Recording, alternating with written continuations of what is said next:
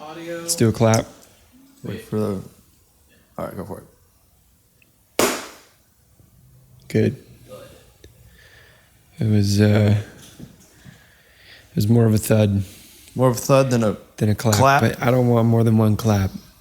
That's it. That made it confusing. I did it. I was editing. You can imagine. I'm like, which one? Hey. Hey.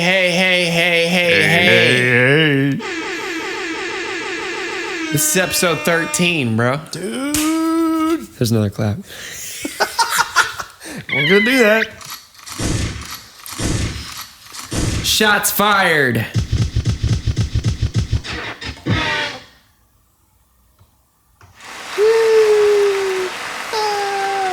Welcome to episode 13 of Pod Heaven, everybody. We love you. Got my man Eric on the ones and twos. Shout out. So all the audio problems you can blame on Eric. If this episode sucks, blame it on Eric. Exactly.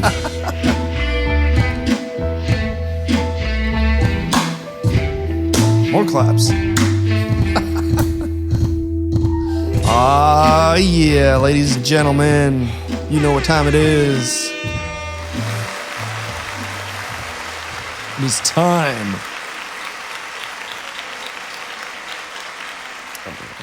for Pod Heaven. We're here. We are here. Here we go again. Once again.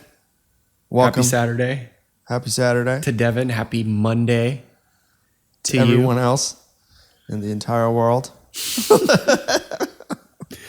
So what's going on, bro? So, bro, I was listening to a little bit of Joe Rogan, and We're not supposed to talk about other podcasts on this podcast. I think it's becoming kind of cool to give a shout out. You got a shout out. No, dude, it's Pod Heaven is. I'm just kidding. It's its own thing, and we are very much focused around ourselves, and we don't want to help anyone else. I think episode 1 we said we were going to be better than Joe Rogan. Yeah, we are. So if we say Joe Rogan enough, we'll mess with the algorithms, and then people who start searching for Joe Rogan will. Joe Rogan. I'm gonna make people who search for Joe Rogan will. Joe Rogan. You got to say it in a couple of different voices too. Yeah, there you go. Yeah. Anyways, I was listening to a Joe Rogan podcast, and he had Ronnie Coleman on there. Yeah. You know who that guy is? Yeah. I listened to a little bit of that when I saw you put that in the notes for this week. For everybody who doesn't know who Ronnie Coleman is, he was like one of the first mass monsters of bodybuilding. Yeah, he was like one of the pioneers of powerlifting, kind of, huh? Well, he did powerlifting before. I think, Eric, can you Google when powerlifting was founded? But powerlifting's been around forever. But he was a powerlifter. He was going to be a football player. Yeah. And then he couldn't be a football player, so he went to be a powerlifter. Yeah. So yeah, it's been around since 1981. That's the World Games. World Games. And weightlifting is official sport in the Olympics since 1896. Okay, yeah. So it's been around for a freaking long time. 120 years. A little more. Yeah. In ancient Greece, apparently. In China. They're probably throwing boulders Ancient China around and shit. and Greece. Got it. Yeah. Anyways, so it's been around for a long time, you know. So he's a powerlifter at first, and he's gonna be a football. I think he was gonna be a football player. Couldn't be a football player, so he wanted to be a powerlifter. Couldn't be a powerlifter, so he wanted to be a cop. Yeah. And then to get a free membership at the gym, he competed in all the bodybuilding competitions. Yeah. And that was the only reason he was doing the bodybuilding. But after a while, I remember him saying that on the show. Yeah. He was like, the only reason I got into powerlifting, or the only reason I started competing was so I could get a free membership at the gym. He didn't care. And then he had amazing genetics, and he says over and over and over again, which is true. He's also on a bunch of gear, obviously. I mean, you can't be a bodybuilder without being on a bunch of gear. But dude, that's just like the attitude of somebody who just completely loves what they do. Yeah. They don't do it for the money. They don't do it for the fame. They don't do it for any of that. They do it because they enjoy it, and it's taught them to be who they are. Right.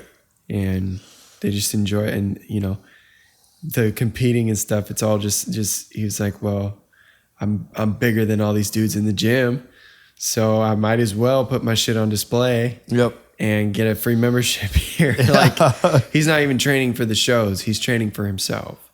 Yeah, and to be he's competing because they're going to give him a free membership because he competes. But that's crazy. So yeah, it was pretty insane. And but yeah, he was on there, but it was interesting the way that he trained too, because most bodybuilders, they kind of do the fluff and pump type exercises. So they go really low weight, but just go ridiculous amounts of reps, like 25 reps. Oh yeah.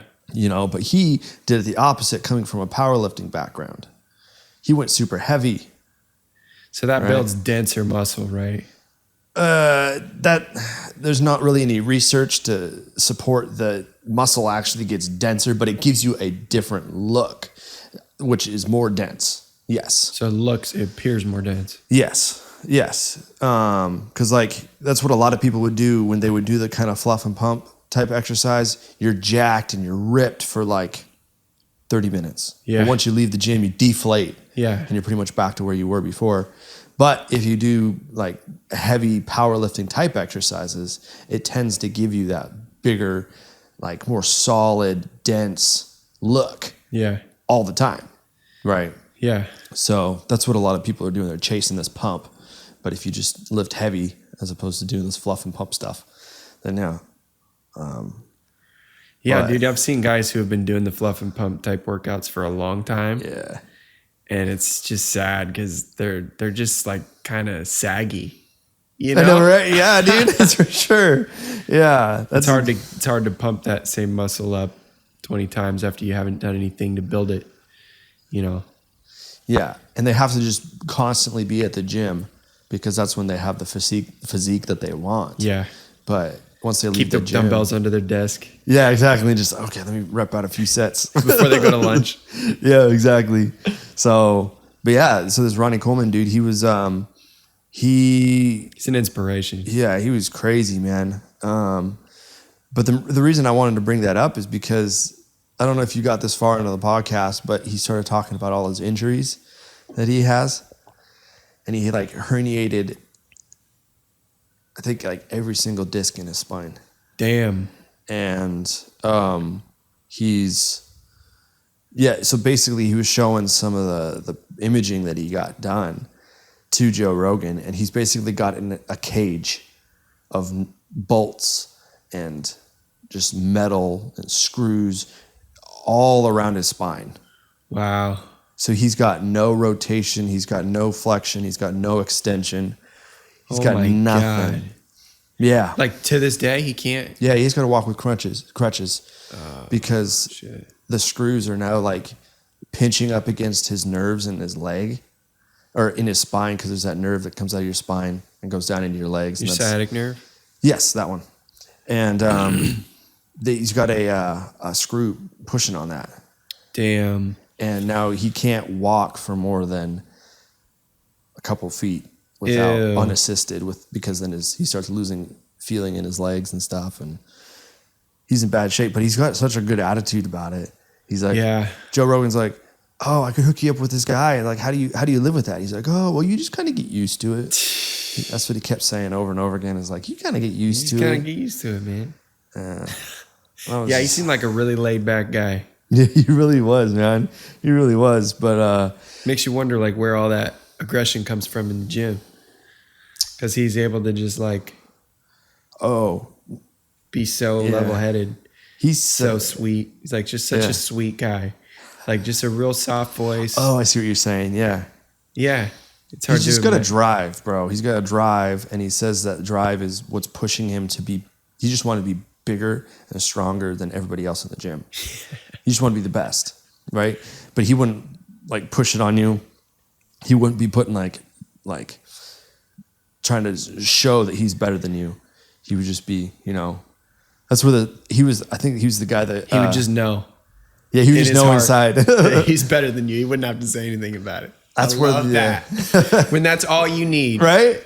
Like you don't need reassurance from anybody else. You know, you're self-aware, dude. You gotta be self-aware, man. He just says, I got two things. I'm the biggest, baddest dude in the gym, and I got my free membership. That's all I care about. That's funny. You know, that's great. It's great. So, but yeah, a lot of people think that that's the way that you have to train in the gym. Yeah. To, like, that's the reason you go to the gym is to train like that, go to failure, do all these things. It's not really. That was the main thing that I kind of wanted to come out of this was like, just realize that that's not the way that you have to train. If you think, I just want to kind of throw that out there and make sure that everybody knows, right, that this isn't the way that you need to train. Yeah. That you don't have to constantly be chasing the pump and doing all this bodybuilding type stuff to try to, that's not what working out is. No, dude. You know?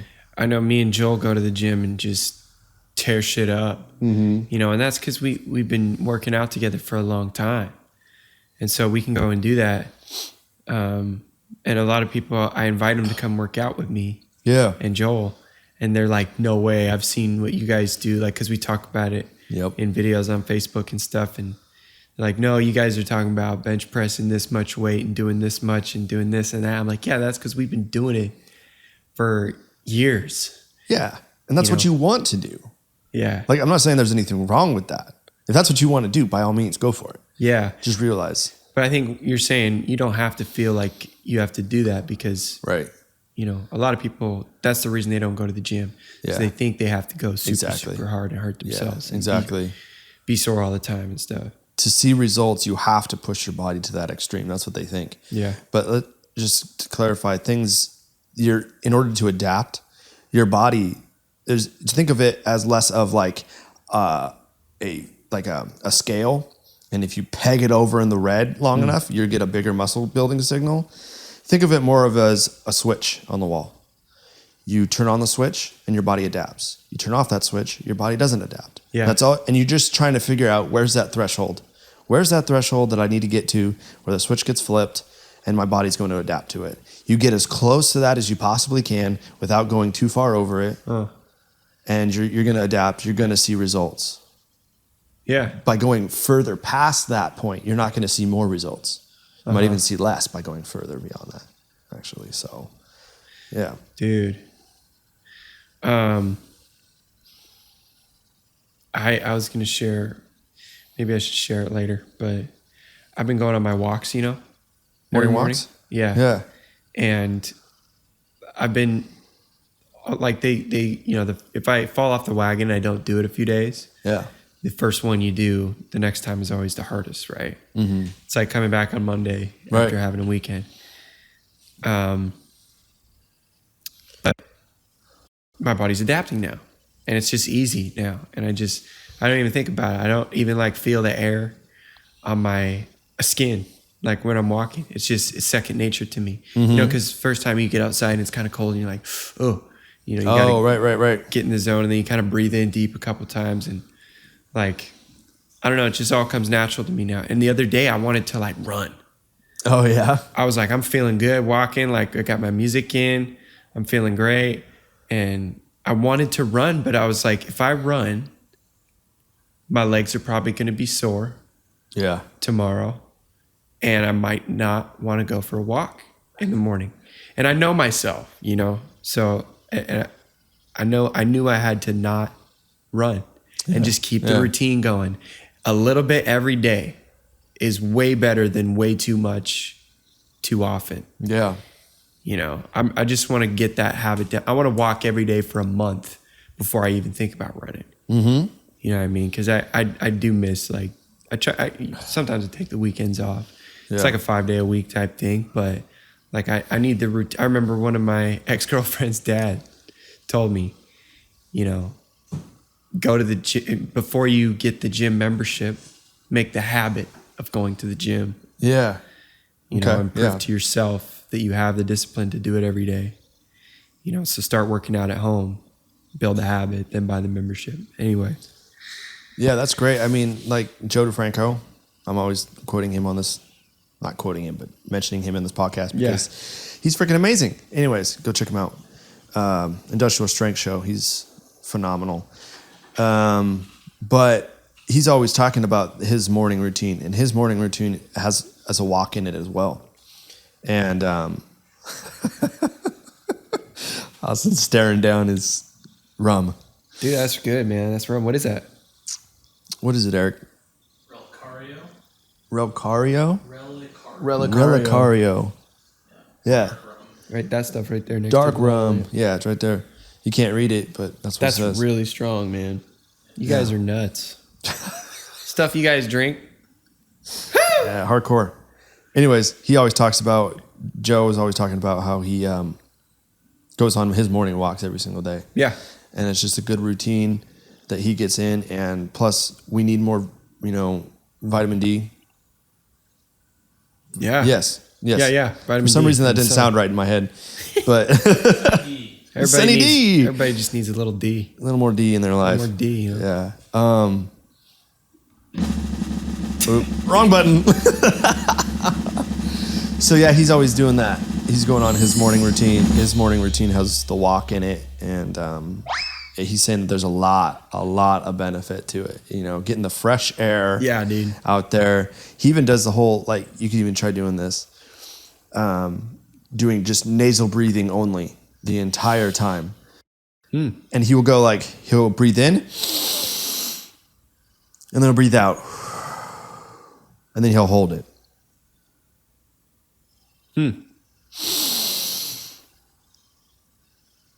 While you're walking? While you're walking.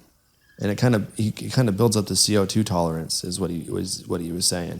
Especially now, if we're wearing masks all the time. So some people are saying, "Oh my gosh, I can't get enough oxygen." Not get enough oxygen. It's because their CO2 tolerance is low. Yeah. That's the one way you can do it. So do your morning walks and incorporate a little bit of CO2 intolerance training into it. And then those masks won't bug you as much. See, I don't know. I feel like I want to take my deepest breaths when I'm out there. Right, yeah. Because I feel like I spend all day in the basement, so I don't get enough sun. Right. Anyway, and, not getting enough fresh air. I need to get outside more. I need to be outside. Yeah. So good for you. Especially if you have a desk job with no windows. Yeah, dude. Yeah, studio doesn't have windows either. Sometimes I go to the studio, it's raining, and then I come outside and it's sunny, and I'm like, whoa, it's just what happened? super weird. Then I realize I've been in a room with no windows all day, and I'm like, gosh, the sun just feels so good right now. Yeah, dude, we need it. We need it, man. So soaking it up. That's good, man. But I get outside when I'm driving for Uber too. Yeah, that's a good place to do it. Yeah, I'm liking that. Got to roll the windows down. Let the fresh air in. Got to get the fresh air in there, dude. This nice weather's been really good for Uber, and it feels good to just get out there. Yeah. And it's nice to have air conditioning in my car. This is the first summer in years I've had a car with AC. Yeah, dude, I feel like a lot of people are getting out and Ubering though, because I remember at the beginning of the week it was nice and sunny.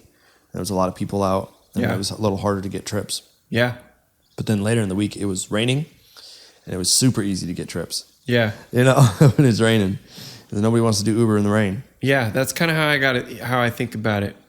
I try to pay attention to those patterns. Mm-hmm. Pay attention to when more people are working. Pay attention when people are working and what times people want what.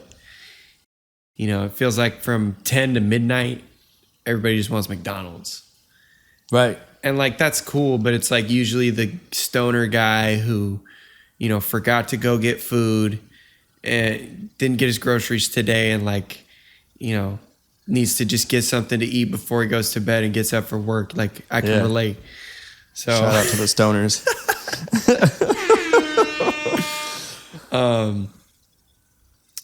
And that's great, but you're going to get $3, $4. Yeah. And those guys aren't tipping.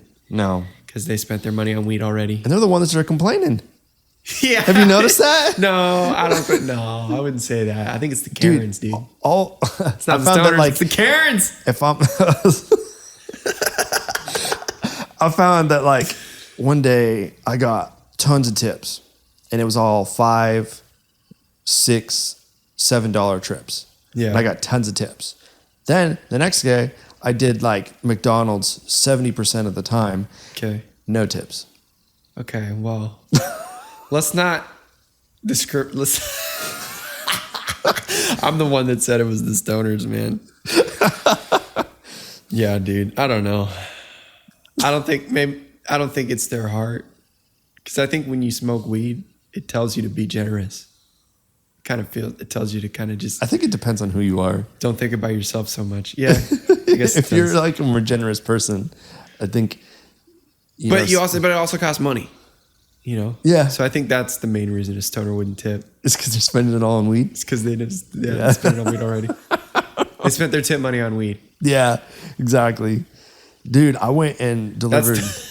That's the first part of your budget. It's It the starts like fucking up for you. Oh boy. Anyways,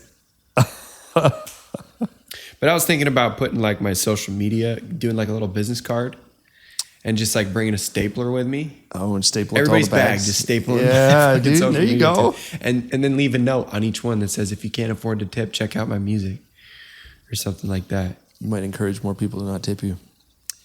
That might, you know, you never know. What No, kind of? I mean that's a good idea though. Just clip it on there. Put the little QR code Yeah. that says, "Hey, while you're here, you might as well check it out." Is that like too pushy? I don't think so.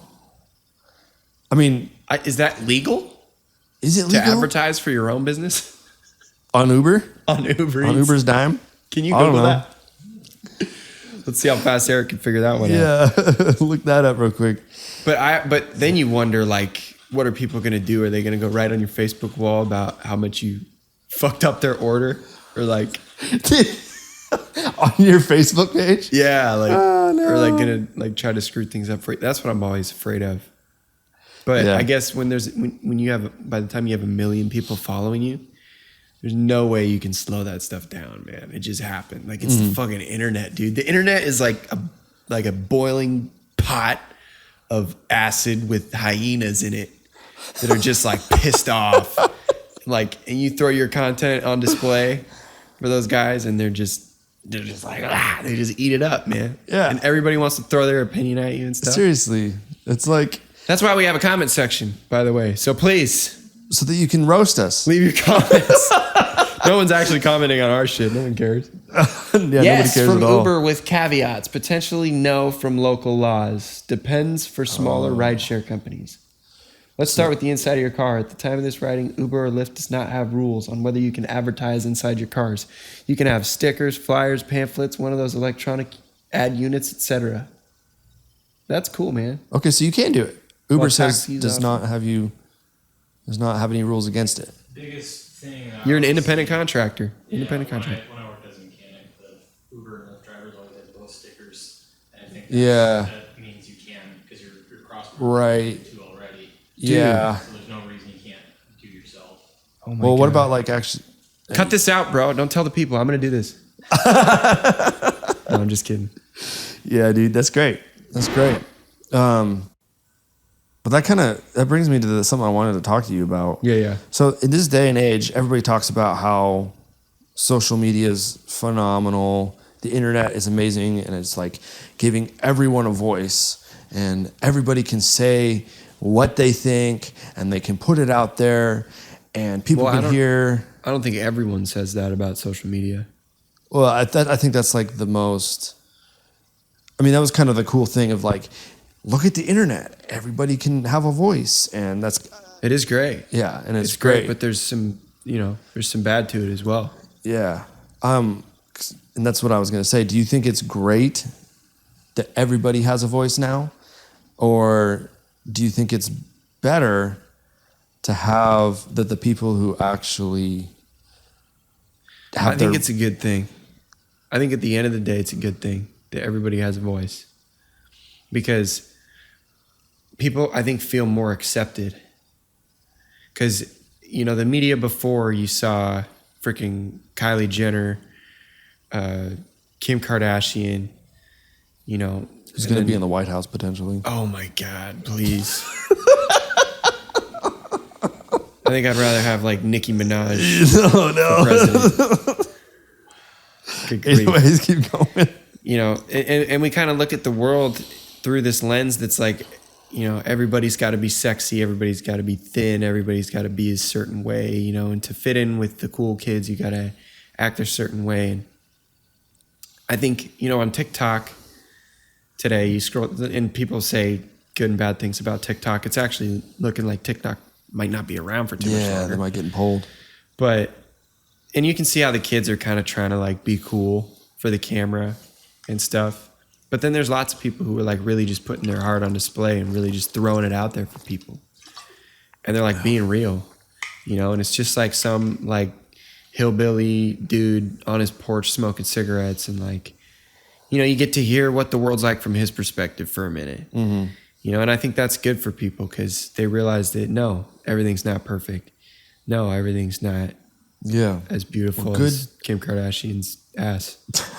I think that's great. I like being able to see the world from other people's perspective and be able to see what they think about, you know, certain things. But here's where it becomes an issue is I remember Eric was telling me about this one video of this chick with her daughter. They were making like a Irish tea. And she comes on and says, hey, I'm English tea. And it's like, I'm going to teach you all how to make an English tea. And she butchers it.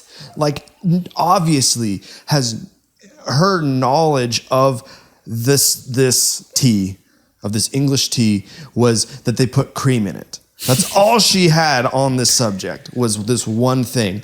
And she goes on there and she says, I'm going to teach you all how to make an Irish tea. And she's like, okay, first you put the tea bag in. She said Irish? No, English tea. Sorry, I'm stuck on the Irish. So if I say Irish in the past, just switch it out for English because you know what I mean. So she's gonna teach you all how to make this English tea, and the like extent of her knowledge on this subject is they put cream in it. So she goes and she puts water in a cup. She throws the tea bag in there, sticks it in the microwave, and warms it with the milk in it already, and sticks it in there and heats it up, and says that's how you do it. You can kind of see the problem there. Yeah. You know? And luckily that's only tea. But people now take that to whatever subject. They have a minuscule amount of knowledge. They have no knowledge, and now all of a sudden they have a voice and they're talking about it and they're educating people on it. Yeah, but I think the other side of it is coming to be a little bit louder today now too. The comments. Is it? Because when somebody goes out and posts a video like that, everybody who knows about tea roasts them. Is going to go, oh my gosh, please. Next time you make this tea, do this, and this. Mm-hmm. This is really how you make tea. You can watch this video and figure that out. You can watch this video and figure that out. Then they'll post another one. If they're not completely mortified by what they've done, they'll go and post another video and say, hey, sorry guys, gave you some false info, but here's what I learned. Mm-hmm. And then they'll share it with the people, and that's great. You know, that's what I'm looking for on this podcast. That's why I'm just coming out here and saying shit that I don't really know anything about, because I'm hoping to provoke some kind of reaction. Yeah. And get a conversation going. And that's great that you have that faith in humanity. I like that. It's great. But it's real cute, huh? No, that's not what I'm trying to say. I know, that's great. I hope that that's kind of what it is. But unfortunately, people like that, they start how to make this English tea. Yeah. They teach you, and they teach you how to do this. And then other people come across it. They don't read the comments. And now they go and they share it with other people. And then that thing gets shared. Yeah. And now all of a sudden it goes viral. Yeah, it's getting viral. Plus now it's removed from all those comments, and it's posted someplace where there's those comments of, oh my gosh, you completely screwed this recipe up. Don't make it this way. But now it's separated from that. Yeah, dude. And people now, and then they see that, and they don't do the research. They don't go back to the original source. Yeah. They don't go back to where it was pulled from. Right. You know, and we've got all these like little clips of certain things, like, okay, and now we're going to take this and we're going to, the thing that makes this a English tea. Now I'm all paralyzed. I can't. Anyways, what makes this an English tea is because we put cream in it, and then you can cut that out. I hear you. And then you share that, and that's that. Only that clip has now been shared. Yeah, you know. And there's a lot of potential for that today because of the way technology works and stuff. So you can't believe everything you hear online. And, you know, you have to find some places, you know, learn what FDA approved means before you buy a bottle of pills from some kid on TikTok, you know. Yep. Yes. Like, dude. That is true. Like, kids are stupid. Like, people are dumb. Like, they'll believe anything they hear. And you just can't do that. It's not, you can't just, you know, I like to compare, cross-compare sources. Google something and see what this website says, see what this website says, see what this website says, and then draw my own conclusion from all three of those. Precisely. You know, and that's kind of what you have to do because it does open a door for lots of shit to happen like that. But it also opens up doors for businesses. For sure. I think that's one thing that we can really use it for that is safe is for expanding brick and mortar businesses like that guy Salt Bay, the Turkish butcher. Right, yeah. Salt Bay. Who got the video that went viral of him sprinkling the salt over the steak that he's preparing for his customers. And the way he prepares it is like super elegant. Yeah. He's like done it a million times, you can tell. And one video went viral and, you know, he took advantage of that, started posting more on Instagram. And now his business is improving because of that. And people from around the world come travel to see this guy because he's a meme now everywhere. Like, what's the value in being a meme? Well, here's a great example of it. Yeah, if it's spinning in the right direction. Yeah. So there's value in going viral. A lot of people say, well, you don't want to go viral because you're not going to, you're going to be popular for 10, days. And then you're not popular anymore. Well, if you capitalize on that time that you're viral, you can really make some moves. Plus, if you have good content backing up that one little clip that happened to go viral. Yeah. Because that's what a lot of people do is they have just garbage for content and then they have one little bit that's good. Yeah. Or they're not, putting out new content, then that's where it kind of becomes a problem. Yeah. This is a brand new song. I just made this not long ago.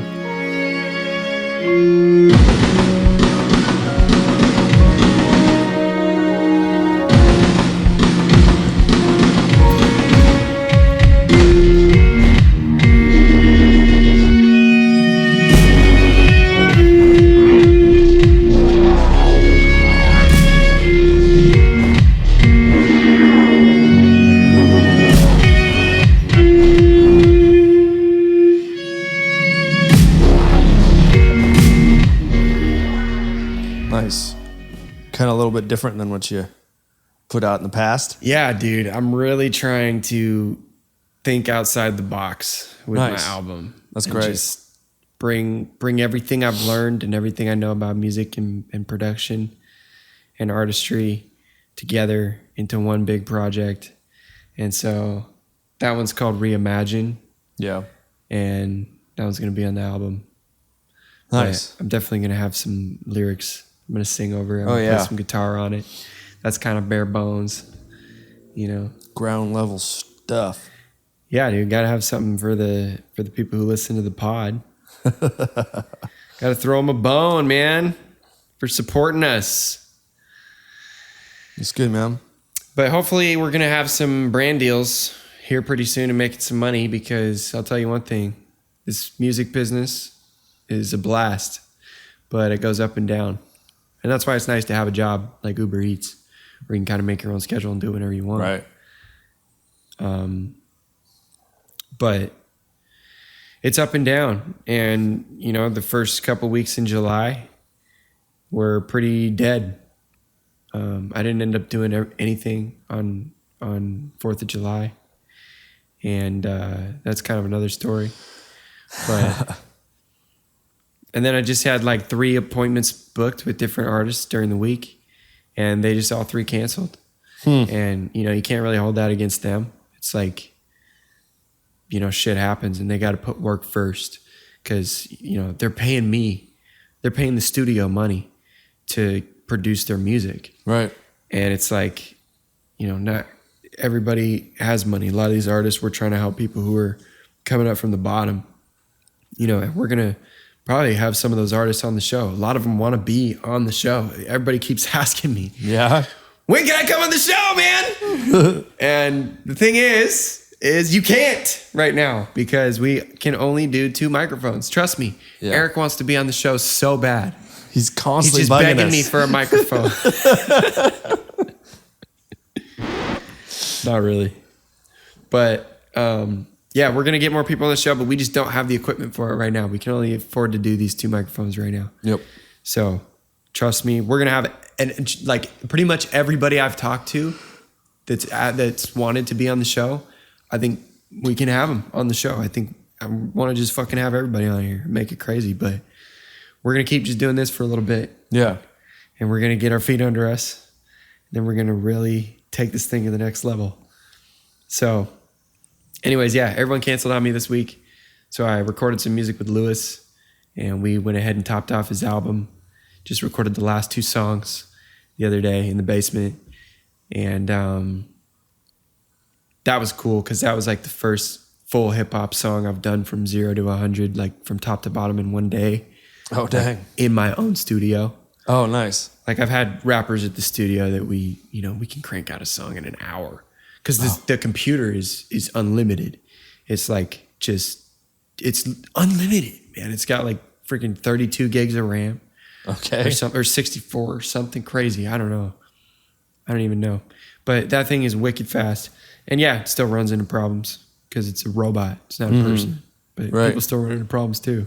So, Yeah, people do. but I can do anything on that computer. And once I get like I like to sketch stuff out at home, you know, where I can smoke weed and turn my lava lamp on and like, you know, have a nice little creative sesh. But when I go to the studio, I can just take a song to just completely evolve it. And I think a lot of the artists that come into the studio for the first time, they just don't realize what we have to offer them. Like I could hire a symphony for you Right. for $50 an hour. Like our rate is $50 an hour or $59, you know, but that's the cheapest studio time you will ever find from like freaking Medford to like Kalama. Like that whole section in there, the Portland metro area, like you might be able to go find some kid's basement you can record in for $20 and get a demo, but not like Bent Beat. You're not going to get the quality from them. No, dude. And here's the deal. If you don't like my mix, we'll hire somebody else to mix it for you. Yeah. You know, that's because Dave has a freaking digital Rolodex that's just literally unlimited. People from Nashville, people from California, people from freaking Mississippi, like people who have toured with hundreds of different bands, musicians that have played in tons of different bands and are now doing their own solo projects, like schools that have bands that want to record for albums and stuff. Like we're the #1 label on CCLI, the Christian music, like whatever that is. You can probably look that up. Yeah, CCLI. Christian Copyright License Most recommended National. or something. You're the most I gotta be careful what I say now because Eric's gonna make me put my money where my mouth is. Is that Like, has oh, it is got a that list so? on that? Let's see. No idea. I'll have to ask Dave about that and Yeah. Anyways, figure out what I'm talking about. cool. Yeah, dude, Labels and publishers. you guys have some really good sound coming out of that, bro. Like I'm really surprised with the stuff that we're doing. Yeah, And Tainted just- Souls. Yeah. It sounds so good. you And I've know? never done like a metal song, dude, because I've never had the gear for it. You know, it's been really cool. It's been a great experience at Bent Beat. I'm gonna be working there for a lot longer. Nice. That's I'm not- great. I'm not gonna be there forever, but I'm definitely gonna be helping out Dave forever. Yeah. You know. You're gonna have he's a good person to have, connections to. Yeah. Cause We gotta have him on the show too. Yeah, we should. That'd be sick. That's That'd be gonna really be cool. lit. That'd be crazy. But I can do anything there, man. I can make my EDM shit. I can make hip hop. I can collaborate with other artists. I can, make my own music there. And Dave, just gave me the keys. And he said, here you go. when I started working there. And that just blew my mind wide open. And I was just like, oh my gosh, like I was overwhelmed. So I was like thinking about all the doors that just opened up in my life. Yeah. And for my career.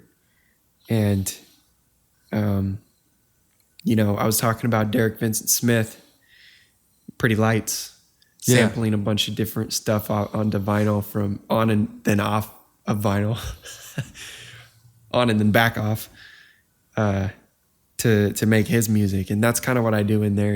I like to go through some of the stuff we've made before with artists and, find a clip from the didgeridoo player that we brought in for this album.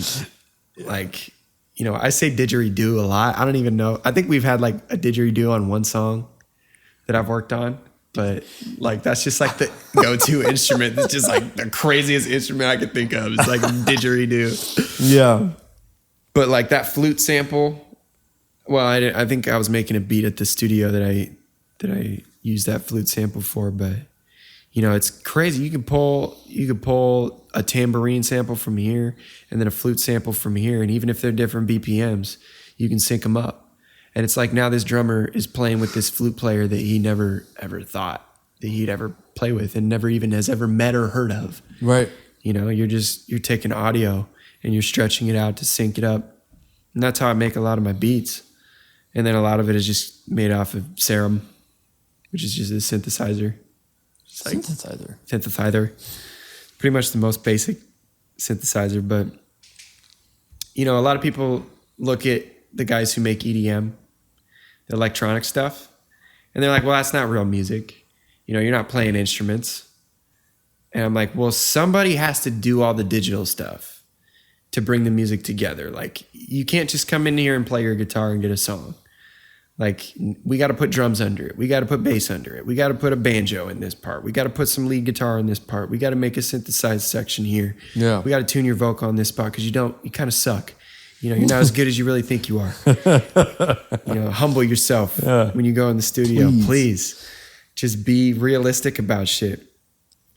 And so, there is an art form that a lot of these instrument players don't pay attention to.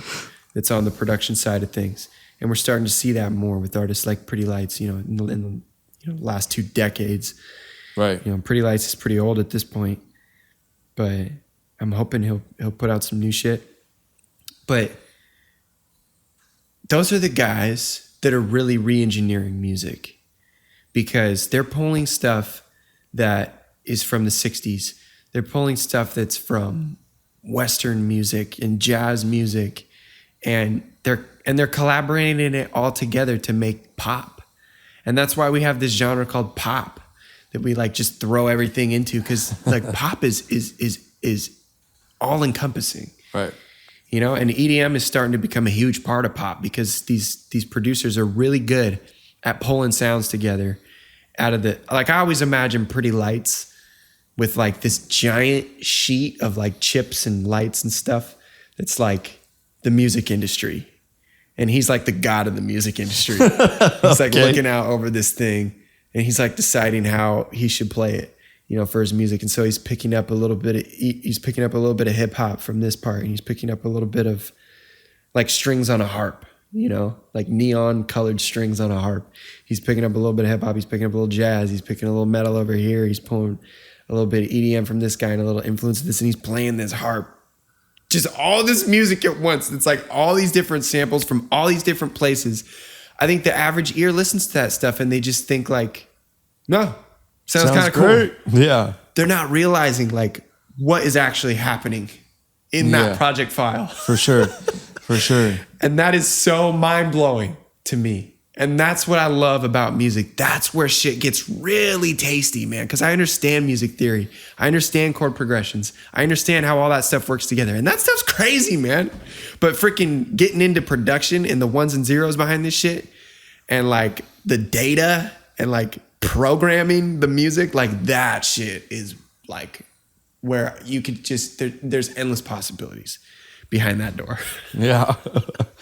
Yeah, dude, for sure. It's kind of, it's cool when somebody comes in like that who has that mindset of like they're super smart, their intellect is like ridiculous, and they understand all the like little bits and pieces that kind of come together. Yeah. And that they're throwing their stuff out there, and it's for the masses, right? It's for people to understand, but then it doesn't just stop there. He's looking for the people like you who are just like ready just to pick it apart, and they go, oh my gosh, I get it. I see what you were doing there. That is insane. Yeah. It's a very small target audience. Yeah. Very small group of people that he's targeting is the people like me that understand music like that. But he made the documentary on how he made the album, The Color Map of the Sun. And I think he's kind of getting regular music fans, by making that documentary, I think he's getting regular music fans more in touch and more in tune with how the music is made. Right. And making people sort of appreciate that more. Mm-hmm. You know? For sure. So it's really cool that when people actually do that, because like people do that in the fitness industry all the time, where they put out this, the majority of people, they just want to learn how to lose weight. The majority of people just want to learn how to put on muscle, you know, but then there's also those other people that come in and they start to go a little bit deeper below that, and they start to like pick apart and show you the nuances of how the body works and exactly how the brain connects to the muscles, and, you know, how to like tap into that, and just kind of picking it apart, going deeper and deeper and deeper and deeper. And the majority of the people aren't going to get into that stuff, but I can get in there and nerd out all day on that stuff, and it just goes, it blows my mind, you know? Yeah, dude. It's so cool. Well, I can tell you one thing. I've definitely learned a lot about fitness just from doing this podcast with you. And, you know, it's a lot of things you've been telling me for a long time about fitness just kind of make more sense now. Yeah. Because I've heard you say it a couple more times, explain a few different ways. I've gotten better at explaining it. Yeah, dude. Yeah. Well, let's get into that. All right, let's do it. Doing fitness. This is the fitness song. Fitness song. Whoa. I picked this one because of this fill. This is for you.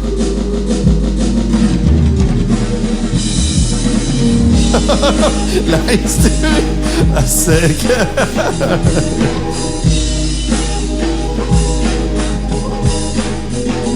That was the drummer and the flute player that have never met. They're now on a song together.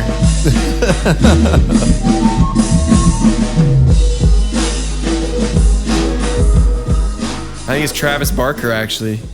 All my drums I just sample from Travis Barker, dude. I want him on one of my albums one of these days. That dude's, he's an animal. Crazy stuff, man. I love the energy behind it. Yeah. Like when he just beats the shit out of those drums, dude. I think he just goes to town. I think it just does something magical to the song. That guy's when you use those loops, man. Yeah, exactly. I mean, I like the people who can sit there and it's like the technique is amazing, and they've got it dialed so that they can just kind of, the sticks just fly across it, you know? Yeah. But there's something about it when the dude actually has like the technique plus the energy behind it to kind of make it look like, oh yeah, this is still like, it's really technical and the technique is there, but he's still just going ham. He's having a great time. It's so good. He says he works out a lot. He says have you seen his episode on Joe Rogan? I've seen clips. Dude, yeah. Yeah, he talks about staying fit. He says a lot of the drumming exercises that he does is not like playing the songs that he plays on stage. He's just playing just doing drill, he says, is what he calls it. There's the dude who's he's for I Prevail. No. Asking Alexandria? No. Is that the band I Prevail? Or there is a band called I Prevail. I don't know if it's the band you're thinking of. I think it is. Anyways, their drummer is ridiculous. He's got his own like drumming academy and everything, and he's doing tutorials on YouTube. But he also plays. Badass. He also goes on tour still. Nice. And playing Warped Tour and all that good stuff. That's really cool. But he's in really good shape too, and they're all big tour vans and everything, and they've got like a full barbell with weight plates and a bench and stuff that they just tour around with. And it's like, that's pretty sick. Yeah. Right on. So bro, what's going on with your diet, man? My diet, man. I'm doing good. I started, instead of just having a bagel every morning. Oh my goodness. Damn ring.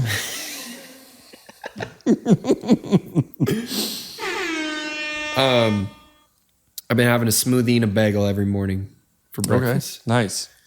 So I went from just the bagel and I added the smoothie. Cool. And I can handle that in the morning. That's good. That usually keeps me going until like noon or so. I eat lunch. And just been eating more protein. You know, me and Ashley went and got some groceries not long ago and just filled up the fridge. So we've got plenty of food. That's good. Plenty of protein. And what kind of protein are you throwing in there? let's see here. Stromboli. Lots of stromboli. Nice. Sandwiches. Just like roast beef and turkey and pepperoni. Actually, Ashley's been making me these sandwiches with like 7 different types of meat in them. She just throws everything in there. Yeah. Kind of reminds me of like gargantuan. Oh, right. Because you've got like turkey, roast beef, ham, and bacon, and roast beef. It's like, really? Like, come on. Like, that's excessive. This sandwich is like flayed open because you can't close it. There's so much meat in it. Yeah, dude. But, you know, I've also been eating out a lot. Just grabbing fast food because I've been Ubering and stuff. But I've been eating pretty healthy, and I think, you know, my mood's improved a little bit. I feel more centered, feel a little bit happier, you know. But the main thing, dude, is just staying hydrated. This week was harder to stay hydrated because it's hot. It's getting hot, man. When it gets hot outside, it just sucks the moisture out of my body. Yeah. I feel like, and Yeah, we're sweating a lot. yeah. So, do you do anything for like electrolytes when you're doing that, or is it just straight water? Just water. Yeah. I get Gatorade every once in a while. Okay. One thing that you can do is just take a little bit of salt, just a little bit, just sprinkle it in there. You know, little that's another Joe DeFranco hack. Just throw a little salt in there. Not a whole bunch, right? Not enough to make it like salt water, but just take your water, put a little bit of salt in there, helps your body absorb it a little easier. Huh. Yeah. That's interesting. Yeah, because we need to get those electrolytes in there too. Yeah. You know, I got to do that pink Himalayan salt. Yeah, that's exactly what it is. I feel like that stuff is magic, dude. Like, this is the thing with Gatorade is that they put a whole bag of sugar in with your electrolytes. yeah, I know. So It's whack, dude. It's frustrating, but you know, there's no. Unfortunately, the reason they do that is because of the electrolytes in there make it taste like Salty. yeah. And then they literally like here is when they made it up. They were like, here's the perfect mixture and chemical reaction to get you hydrated. get you hydrated and get your electrolytes back. Taste it, you know. It tastes so bad. And they're like, sugar. Yeah. There we go. Try it now. We'll just dump 50 grams of sugar in each bottle. Exactly. So unfortunately, It's not the answer. yeah. But I don't really know how else you would, because they were trying to appeal to the masses, you know, and make it so that you can throw it in a convenience store, you know. But you can't throw it in a convenience store when it tastes like a health drink. Yeah. So Yeah, dude. that's the only way to do it. Is just drown it out with sugar. That's just so sad that that's the way we've conditioned our bodies. It's like the best thing to give you just a quick jolt and get you through the rest of your shift at work. Because that's what I feel like most of the snacks at convenience stores are targeting, is that person who's getting gas, Yep. you know, halfway through their work day, and then they just need to, you know, Oh, yeah, grab something 100%. to finish it up, or they forgot to pack their lunch, you know. So there's beef jerky and 17 different types of sugar bombs, you know. Like, it just cracks me up when my friends get those rock stars, and I'm like, dude, like, you know, I have a rock star or two a week, you know, and you know, sometimes I go through weeks where I drink coffee every day in the morning, but I'm always trying to like cycle my caffeine addiction. Like it's Rockstar, and then it's coffee, and then it's like rocket chocolate, and then it's like, whatever I can do to feel like I'm not getting addicted to something. Do what's really good for helping you with your caffeine addiction is some people don't like it, but rhodiola. Oh yeah. It's just finding some source of rhodiola. That shit is fire. It's not like the jittery kind of shaky energy of, when you're talking really fast and you're just speeding through all the conversations and you're just getting everything done. Adderall. It's not that. Dude. You get that. It's like super clear, focused energy. It's just like, it's like brain energy, man. It just makes you so focused and just like ready to go. And it also gives you energy at the same time. So, if you're trying to get off caffeine, try rhodiola. It might help you. Yeah, dude. I used to take a lot of that. Yeah. Yeah, exactly. And I know you know that. Yeah. But the people for all the listeners out there, try the rhodiola. No, yeah, rhodiola is the shit. Yeah, it's the way to go. If you want to get off, if you want to get off caffeine, that's it. But Adderall is also fun. Yeah, if you got access to it. If you don't, it's kind of funny. My friends who have ADHD that take it and share it with people, because let's be honest, that's what happens with Adderall. Kids get a prescription for it and then they sell it to their friends. Yep. And you take it with some like kid who's ADHD. And he's just like focused and, like rhodiola type focused. But then you give it to somebody who doesn't have ADHD and they take it and they're like bouncing off the walls. Right, exactly, dude. It's funny. And another thing that can actually help you with your energy, and I'm starting to realize this because I've been trying to cycle my caffeine intake and trying to bring that down because it was getting out of control there for a little bit when I was working at Advanced, waking up at 4:00, 3:30 every morning. Yeah. And so it was starting to get out of hand, but now I'm actually, I sleep until 6 now. And it's a little easier to manage that, but I'm starting to find that as I'm bringing down my caffeine, I notice that when our energy drops, as humans, we should be looking at nutrition. Like, what are you eating? Like, because I feel like whenever our energy drops throughout the day, our first reaction is to go, where's the sugar and where's the caffeine? Yeah. That's how I'm going to get energy, right? But the thing about caffeine and sugar is it's energy like that. You spike and then you drop. Yeah. And then you need more. But if you have your diet dialed in and really just kind of you realize what your body is actually craving. Is it craving carbs? Is it craving protein? Is it craving fat? Yeah. And you give your body that. I bet a lot of people would be surprised about how much energy that actually gives you. Yeah, dude. It's just getting it from natural food, whole food sources. Yeah, dude. And that's kind of brings me to the topic I wanted to talk to you about was this idea of like diet right now is a real hot button. If you haven't noticed, if you go out there, there's the keto people, there's the paleo people, there's the vegan people, and everybody thinks that everybody should be on a specific diet, and right now the big thing is they say that everybody should be on a vegan diet, and there's a bunch of people out there, like the whole documentary that just came out about Game Changers, and they're trying to convince everybody that humans actually evolved to be vegan, that we're not supposed to eat meat as humans, and that's wwhy we have all these issues, and they go into a bunch of things and they have all this stuff. So that there's that whole thing.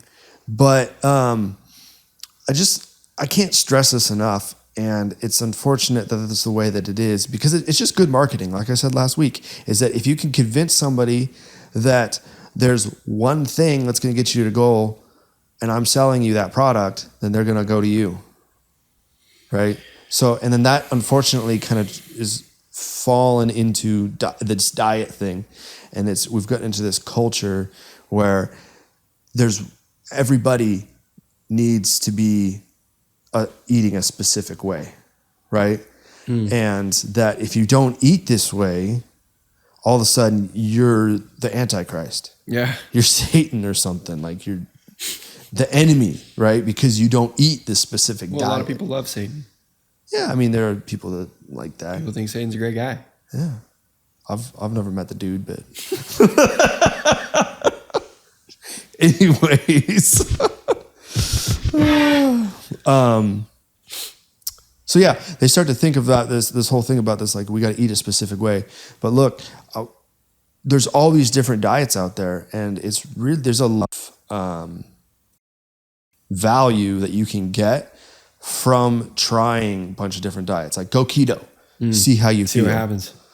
Go vegan, see how you feel. Yeah. Go carnivore, see how you feel, right? Because there's so many people that run into this situation. You hear this a lot, and it's kind of funny. It's like, man, Devin, I've been doing keto for a while. I was like, oh yeah, that's cool. How you feeling? It's like, I've been feeling pretty good, man. I've been feeling good because that's what everybody told me I should be saying. Sorry, I mean, what? I feel pretty good, man. And then it's like, but I got just one question.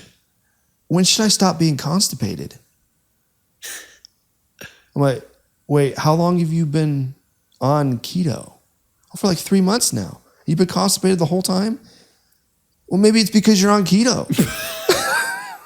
That's funny, dude. And your body just doesn't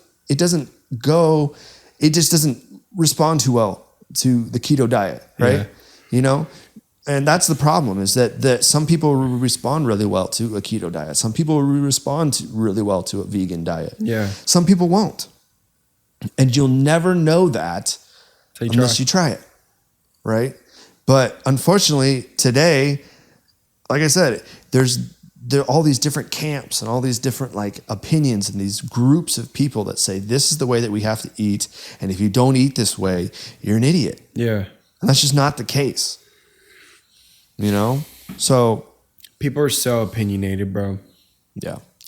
Especially when it comes to diet. Everybody wants to know what the best diet is. Right. And same thing in the gym. You know, everybody wants to know what the best lift is.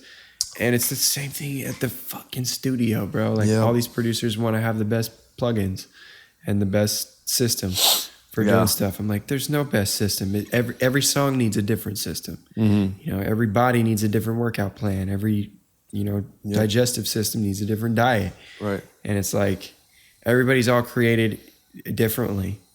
And, vegans would say, no, they're not created differently. We're all created the same. We're all supposed to eat plants. Specific way, yeah.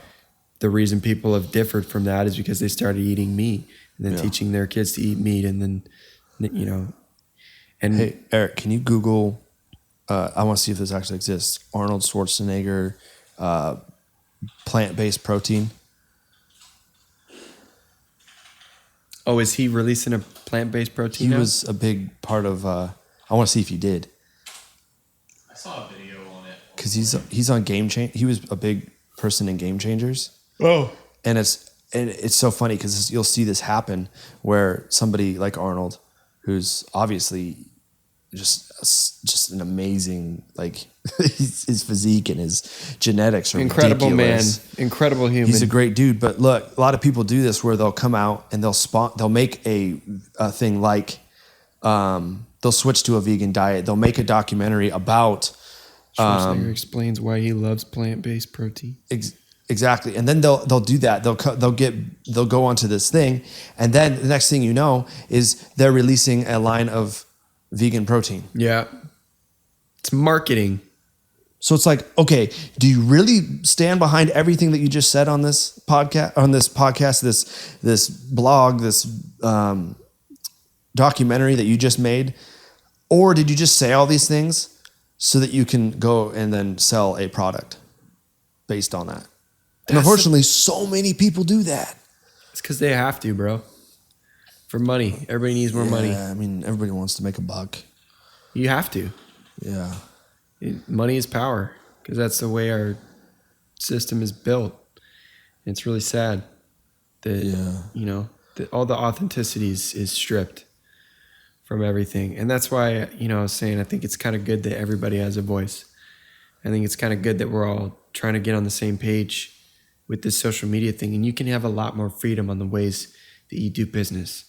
there's a lot more niches you can make money in because, because of the way, schools and stuff are structured and the way you have to get a career in America and in some other countries. I mean, other countries seem to have it pretty dialed, but in America, we got to go to school, get a job, get an education and work. Wait, other countries have what dialed? Sorry.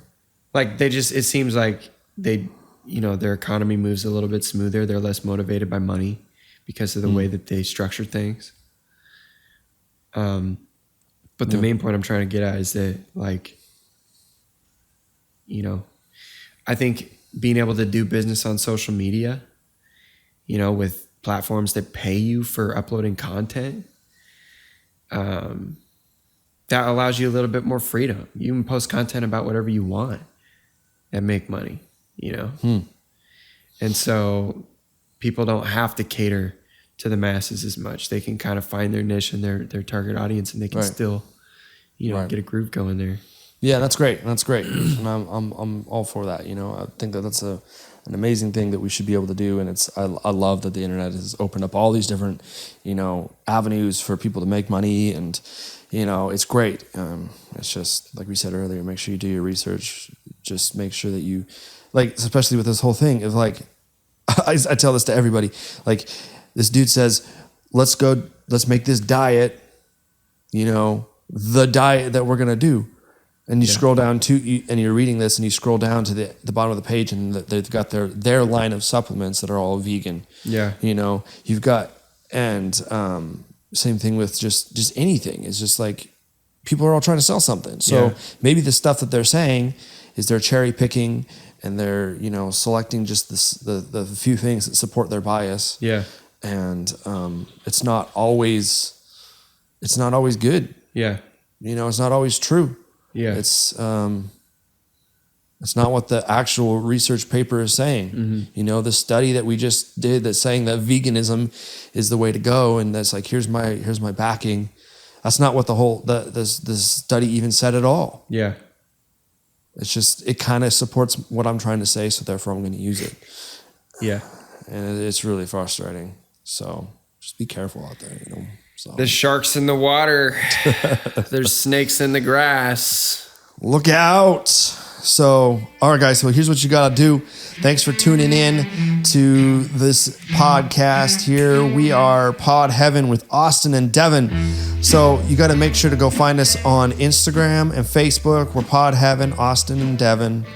And then on on Twitter, we're Pod Heaven AD. And then on YouTube, we're also Pod Heaven, Austin, Devin. Watch us on YouTube, guys. We're going to be putting out a lot of content on there that you're not going to necessarily see on the podcast. So we're going to be putting some more of that stuff out there. So make sure you go over, like, and subscribe. And dude, we want to hear from you guys. So if you listen to us if you're on Instagram, you're on Facebook, you're on Twitter, make sure you comment in the comment section. We want to hear from you guys. We want to hear your questions. We want to hear your concerns. We want to see, if you like Austin's hoodie or not.